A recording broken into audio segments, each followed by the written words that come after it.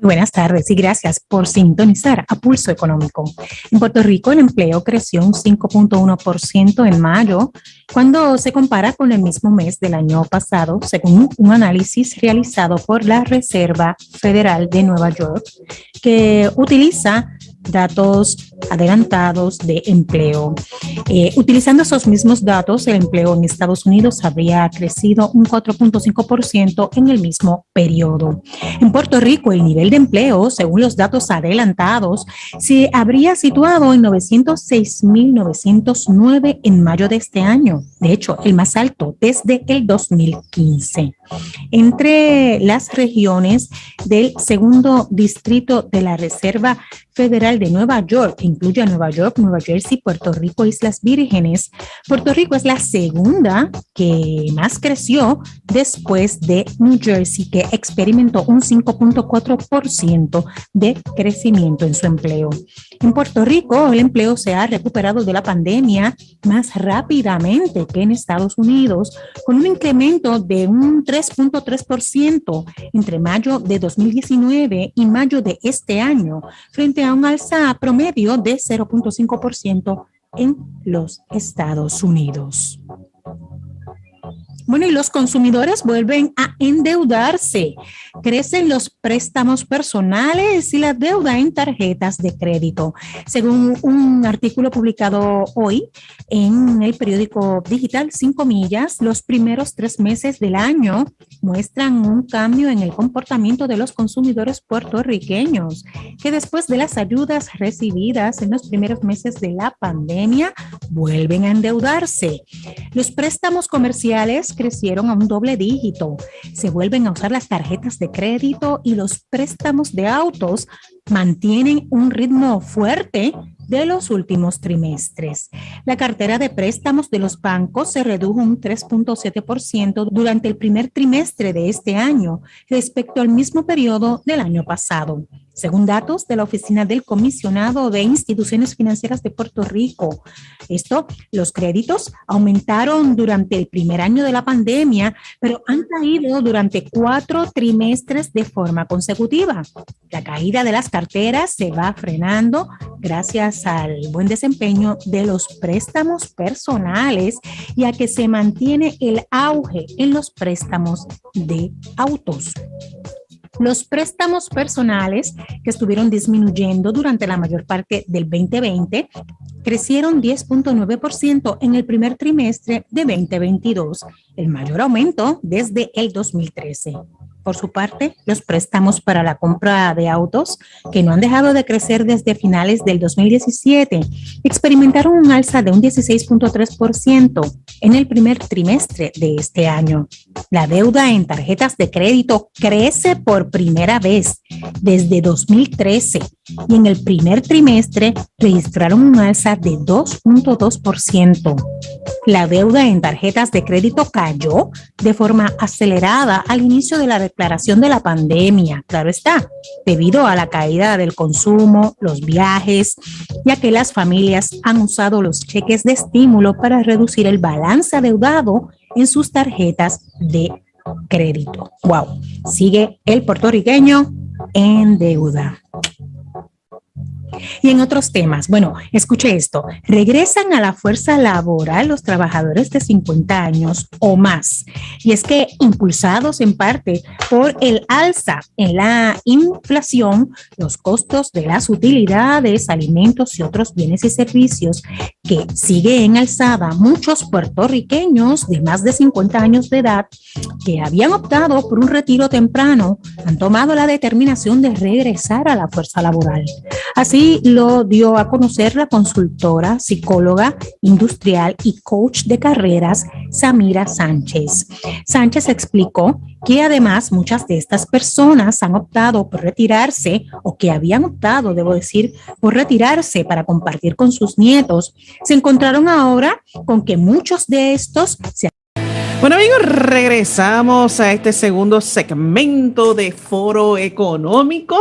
Qué bueno estuvo ese primer segmento donde tuvimos a la entrevista al doctor Francisco Montalvo Fiol, que nos estuvo hablando sobre un índice de competitividad de Puerto Rico. Y le invito a que si no lo escuchó, que nos busque en nuestra página, nuestro canal de YouTube, Foro Económico con Nilda Pérez. Se suscriba. Ya tenemos 121 suscriptores, así que le invitamos a que se suscriba, que mantengan tanto de todo lo que hacemos. Estamos haciendo streaming desde la semana pasada de todos los programas, o sea que ahora mismo te lo puede buscar en YouTube, puede ver todo el programa que hemos grabado aquí, que sale al aire en las ondas radiales a las 6 de la tarde, pero que lo grabamos un poco más temprano. Y ahora estamos en el segundo segmento, donde estamos analizando y comentando la noticia de la semana con Ivette Quiñones. Ivette, muy buenas tardes. Hola, Nilda. Hola, amigos que nos escuchan. Y bueno, aquí estamos analizando lo que han sido las noticias. Y la verdad es que junio ha sido un mes de muchas luchas.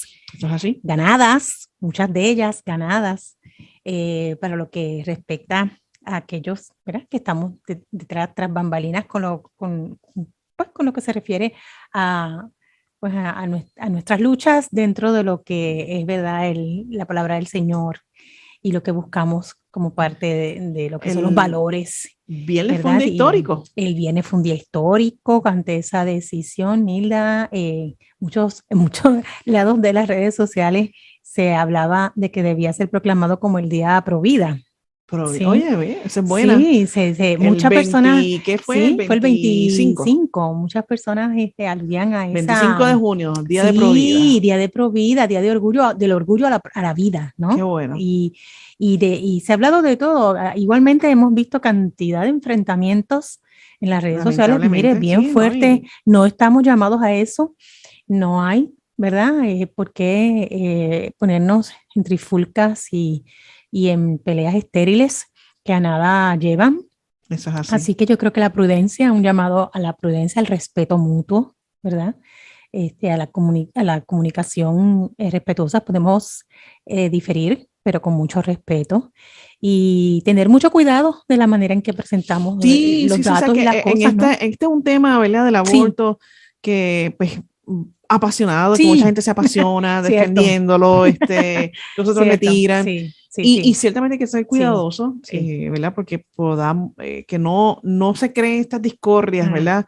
Vi por ahí, por un estado de Iowa, si no me equivoco, que en una manifestación del otro grupo de lo que usan los pañuelos verdes, a favor del aborto. Sí, a favor del aborto. Pues vino una camioneta y sobrepasó, ¿verdad?, donde estaba la manifestación, y atropelló a una mujer. Jamás. Exacto, y son cositas que desvanecen, ¿no? Este gran logro de que el tribunal, la Corte Suprema de los Estados Unidos, haya dictaminado de que, pues mira, y yo creo que es algo bien democrático, ¿verdad? Claro. Cada estado, dentro de sus legislaturas, que son están allí la representación del pueblo, ¿verdad?, que son electos por el mismo pueblo cada 4 años, pues sean los que determinen cómo se va a llevar a cabo este proceso. Tú sabes que aquí en Puerto Rico, esto viene, ¿verdad?, como que en una coyuntura, como quien dice, como anillo al dedo, porque precisamente la semana pasada también se aprobó en el Senado el famoso proyecto 693, que es tripartita, ¿verdad? Quiero aclarar eso, ¿verdad? Pero bien. Obviamente buena aclaración. Nace de la oficina de la legisladora Joan Rodríguez Bebé de Proyecto Dignidad, y se aprobó con 1000 críticas, y ya hay anteproyectos y ya hay un montón de cosas, pero ciertamente ya la Cámara mencionó que lo va a dejar para la próxima sesión, que empieza, ¿verdad?, en agosto, porque ya esta sesión legislativa, ¿verdad?, quieren hacerle que vistas públicas y también, ¿verdad?, yo creo que no es un momento para verlo en tan corto tiempo, ¿verdad? Creo que mañana o pasado se acaba la sesión, así que Sí, con el término del año fiscal. Exacto. Sin embargo, también vimos movidas, ¿no?, el fin de semana, de distintas figuras del hemiciclo tratando también de postular nuevas estrategias y maneras de evitar que llegara a Puerto Rico esta clase de legislación, o de lo que fue lo que se estableció el viernes en el Tribunal Federal, pero vimos que eso está también ahí aguantado. Vimos figuras del movimiento Victoria Ciudadana tratando de buscar plantar bandera con respecto a lo que fue la decisión. Hemos visto también incluso dirigirse en distintos medios al al de justicia, ¿no? El director al secretario de justicia, al secretario de justicia, se llama Domingo Emanueli. Emanueli. Sí, estuvo también en los canales de televisión y en los medios, así que hemos visto incluso la cantidad de prensa y la cantidad de medios que se han expresado y que de alguna manera aceleraron sus coberturas mediáticas y pusieron sus títulos, ¿no? O titulares en las distintas redes sociales.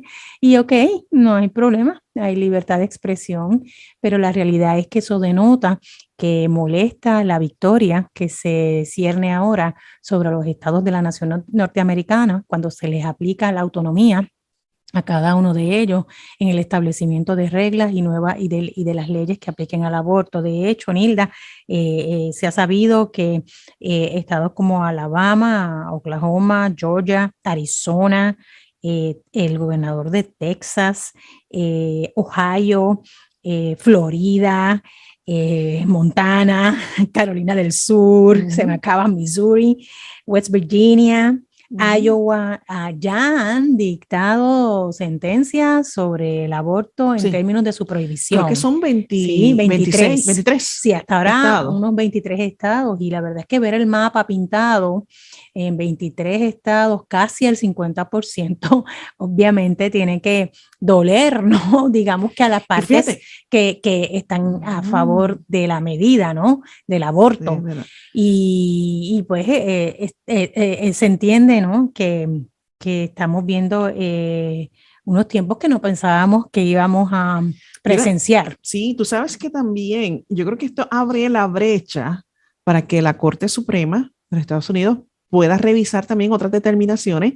Ahorita vi un pin, ¿verdad? Uno de estos de noticias de los Estados Unidos, no sé si era la NBC o un breaking news, donde establecía que el juez Clarence Thomas, que es el trigueñito, conservador, el moreno, que estaba mencionando que esto abría la puerta para un futuro que la Corte Suprema también hiciera lo mismo con la determinación del matrimonio gay. Sí, o sea, que ahora mismo a nivel federal está determinado. O sea, que dejarlo igual como hicieron Roe vs. Wade, de que cada estado determine a través de su legislación local cómo trabajar estos asuntos que tanto dividen. Sí, cierto, Nilda. Así que es que sienta precedentes en muchos aspectos. Y ese que estás mencionando es, de hecho, uno de ellos, ¿verdad? Y es bueno ver que se están viendo las situaciones de distinta perspectiva.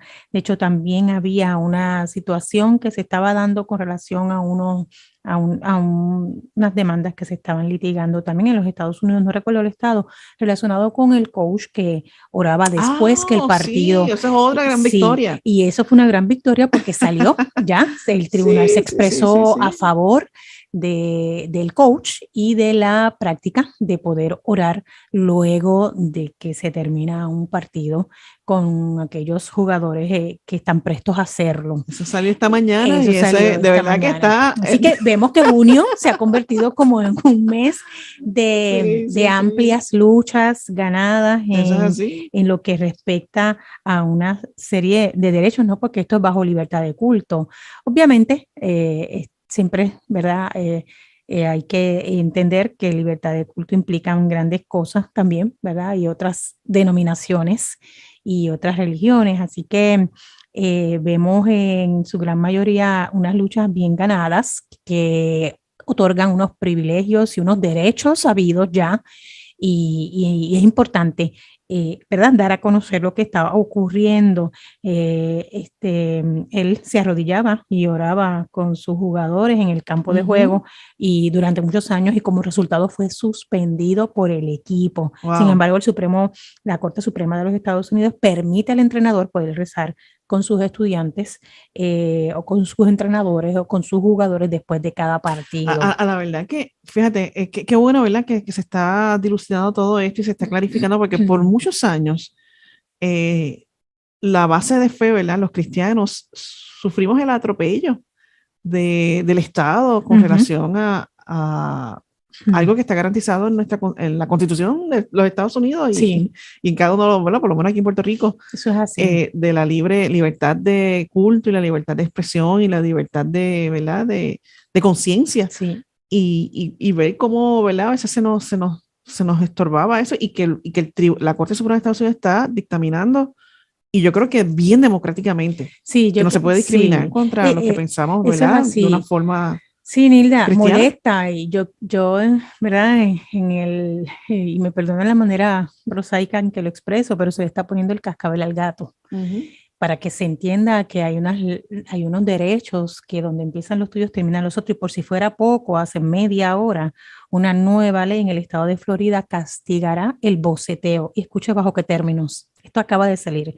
El nuevo texto legal de la ley establece multas de hasta $114 y más altas si el automóvil, escuche bien, si el automóvil emisor de la música pasa por lugares, escucha esto ahora, pasa por lugares como las iglesias, las escuelas y los hospitales. Así que seguimos tirando, se sigue tirando la raya justa sobre escenarios en los que verdaderamente se nos debe y merece un respeto mutuo, ¿no? Porque esto es bilateral. Mire, usted no puede pasar con un carro boceteo limpio por una iglesia, por una escuela y por un hospital. Se sabe que se merece un respeto. El hospital se merece su lugar de respeto por lo obvio, ¿no? Las escuelas por lo que la educación que está brindando, y las iglesias ni hablar. Me parece que se están, que junio ha sido un junio 2022, queda para la historia, porque todavía no ha terminado y ya en el día de hoy ya hemos visto ambos casos, tanto del entrenador como esta nueva ley en el estado de la Florida, que castiga el boceteo. Sabemos que el gobernador del estado de la Florida, se me escapa su nombre, pero sabemos cuán reverente es, y su esposa, DeSantis, correcto. Cuán reverente es y cuán firme ha sido en muchos aspectos que tienen que ver con Ron DeSantis, que tiene que ver con la vida de la iglesia. Sí, muy respetuoso. Y yo he visto por ahí muchas redes y muchos noticiarios de Estados Unidos de que podría sonar como se le perfila un candidato a la presidencia o a la vicepresidencia, sí, porque también está por ahí Don Trump haciendo campaña. Sí. Y muchos dicen que puede ser, ¿verdad? El dúo de la papeleta. Vamos a ver. Fuertemente se rumora que Ron DeSantis pudiera estar en la papeleta de un alto cargo en las próximas elecciones. Un buen dominio. Muy firme. Muy firme. De la gobernación de la Florida. Sí. Que sabemos que es un estado clave en las decisiones. Correcto. En las elecciones de los Estados Unidos, siempre quien gana, típicamente, ¿verdad? Quien gana la presidencia en Florida es el que sale electo presidente, porque es uno de esos estados decisivos. Bastiones fuertes, decisivos, ¿no? A nivel electoral, sobre todo también porque vemos allí gran parte de los latinos representados, y el latino tiene sangre caliente, vamos a decirlo como es, ¿no? Y Puerto Rico también se ha convertido en una voz decisiva en las elecciones de Estados Unidos, por eso mismo, por la cantidad de puertorriqueños que están, y cada vez que son más ubicados en la Florida, y que se está también un llamado, ¿verdad? En términos de que se inscriban, de que se activen políticamente. Siempre, ¿verdad? El bastión cubano era uno de los bastiones también grandes. ¡Ay! Se fue la cámara. Eso pasa. Vamos a ver si hay que chequear a ver si le puedes quitar la. Pero ciertamente, ahí está. Básicamente, hay que ver estas elecciones futuras del 2024 van a ser clave. Y obviamente, acuérdate también que hay unas elecciones ahora en noviembre. De medio término. De medio término para el Congreso, que se espera de que ciertamente arrasen los republicanos en la Cámara de Representantes, que actualmente es el dominio de los demócratas. Sí, eso va a ser fuerte. Pero con todos estos, ¿verdad? Con todos estos truenos, con la situación económica, ¿verdad? Que se le ha ido de las manos, no han sabido manejar la inflación. Hay muchas críticas con la FED, con el Tesoro de los Estados Unidos, con Casablanca, de que a sabiendas de que no tomaron acción de antes, desde, ¿verdad? A tiempo, para evitar que la inflación subiera a números históricos, y ahora se le fue de las manos. Sí, porque no lo está sabiendo manejar, pero sin embargo está aspirando a repostularse. Eso es lo que se dice. Entonces, esa área de la economía es crítica, crítica. porque ciertamente, de hecho, próximamente, ya en los próximos días cierra el año fiscal, ¿verdad? El primer semestre de este año, y ya cuando salgan los nuevos números estadísticos de la economía, ya es un hecho. Dicen que la economía de Estados Unidos va a estar en recesión económica. Sobre todo para el año que viene también, el 2023. Así que vamos a ver, Nilda, el proyecto Dignidad, no sé si quieres leerlo, tuvo unas expresiones oficiales con respecto a la protección y el cuidado de la vida o de las dos vidas a la luz de lo que fue la decisión del pasado viernes. Sería conveniente que se estableciera, ¿verdad? Que se pudiera leer, de acuerdo al comunicado de prensa, lee que ante la discusión de los efectos de la decisión del caso de Dobbs, en donde el Tribunal Supremo Federal dejó la prerrogativa de cada estado o territorio en regular el aborto a través de un proceso democrático y legislativo, el proyecto Dignidad hace un llamado a una reflexión profunda y sosegada. También dice que como institución el proyecto como tal cree en las oportunidades de la vida para todos, incluyendo a las mujeres y los niños por nacer. Y en este mismo contexto se cita las expresiones del presidente del proyecto Dignidad, doctor César Vázquez Muñiz, y citamos: nuestro partido no cree en la criminalización de la mujer que se somete a un aborto. Por el contrario, creemos en ayudar a las mujeres que han atravesado o están considerando atravesar un proceso de aborto, mientras defendemos con firmeza el derecho de la criatura por nacer. Y cierra la cita del doctor César Vázquez Muñiz. Sí, básicamente eso fue un controvertido proyecto que se sometió el sábado, el último día de que se sometieran los proyectos. El proyecto de la Cámara 1407. Y entonces, pues ella buscaba, ¿verdad? Como que ella pone también una explicación, la senadora Burgos, en su página de Facebook, unas expresiones. Y las voy a leer, ya que le diste Muy bien. Dice, esta es la expresión de Lizy Burgos. El 25 de junio del 2022 radiqué el proyecto de la Cámara 1407. La referida medida fue retirada ese mismo día. Es de conocimiento general que parte del quehacer legislativo es radicar y retirar medidas. Es prerrogativa del autor retirar alguna medida radicada. Ningún proyecto es perfecto. Es por esto que cada proyecto abre un proceso de debate en el cual se reciben enmiendas. Por otro lado, según expresó por el doctor César Vázquez Muñiz, el presidente del Proyecto Dignidad, nuestro partido no cree en la criminalización de la mujer que se somete al aborto. Por el contrario, creemos en ayudar a las mujeres que han atravesado o están considerando atravesar un proceso de aborto, mientras defendemos con firmeza el derecho de la criatura por nacer. Es importante destacar que el proyecto contemplaba protección a la mujer. Las disposiciones de este artículo no serán de aplicabilidad a la mujer embarazada cuando media coacción, intimidación, violación o engaño hacia ella por parte de terceros. Tampoco serán de aplicabilidad a las embarazadas menor de edad.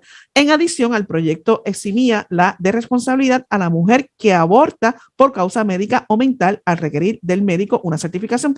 No obstante, entiendo que se debe mejorar el lenguaje para darle protección adicionales a las mujeres, quienes enfrentan en carne propia esta difícil situación. Así que ahí le dejo también las expresiones de la senadora, de la representante. Esto es un tema ciertamente, ¿verdad?, controversial, pero ahí está, ciertamente defendiendo la vida. Ya se nos agotó el tiempo, nos pasamos, pero no se retiren, ¿verdad? Esperamos tenerlos en el próximo lunes en Foro Económico. Así que Dios te bendiga y será hasta el próximo lunes. Buenas tardes. Lo dejé ahí para poderlo. 29 algo. No me di cuenta.